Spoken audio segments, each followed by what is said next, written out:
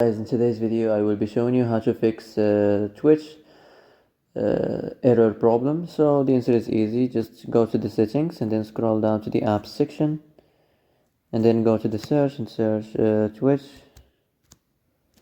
and next go to the storage, and here you will find this clear cache option. Click on it. Now you can go check it if it worked, and if it didn't, you can try to restart your phone or turn the Wi-Fi off and on, or the Bluetooth or the airplane mode. Also, you can try to clear data, but be careful. If you clear data, all the Twitch data will be deleted. This includes all files, the settings, the accounts, the databases, etc. So be careful if you want to clear your data.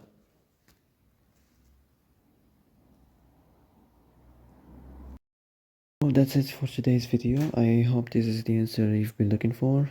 If you like this video, don't forget to like and subscribe. And that's it. See you in the next video.